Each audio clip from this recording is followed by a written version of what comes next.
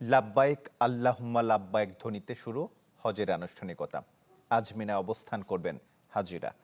মধ্যপ্রাচ্যের যুদ্ধের দামামা, আকাশপথের অনিশ্চয়তা কিছুই থামাতে পারেনি আল্লাহর ঘরমুখী জনস্রোতকে।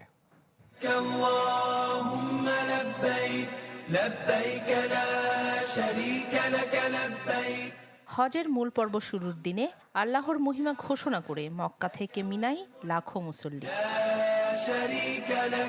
5 ওয়াক্ত নামাজ শেষে তাবুর নগরে রাত যাপনের বিধান আছে হজের আনুষ্ঠানিকতায়। সে রীতি মেনে রোববার এশার পর থেকেই মিনা রওনা হন হাজিরা। হজের সবচেয়ে বড় রুকন আদায়ে 9 জিলহজ আরাফাতের ময়দানে যাবেন সবাই। ইবাদতে মশগুল থেকে শুনবেন খুতবা। একই আজান ও ইকামতে আদায় করবেন আসরের নামাজ। এদিন সূর্যাস্তের পর মুজদালিফা রওনা দেবেন আল্লাহর ঘরের মেহমানরা। সেখানে পৌঁছে মাগরিব এশা একসঙ্গে পড়ে রাত কাটাবেন খোলা আকাশের নিচে। সূর্যোদয়ের আগে মুজদালিফা থেকে মিনা ফিরে যাবেন বিশ্বের নানা প্রান্ত থেকে আসা ধর্মপ্রাণ মুসলমানরা।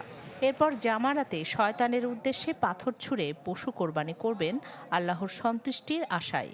ইহরাম ছাড়বেন মাথা মুন্ডন কিংবা চুল ছোট করে।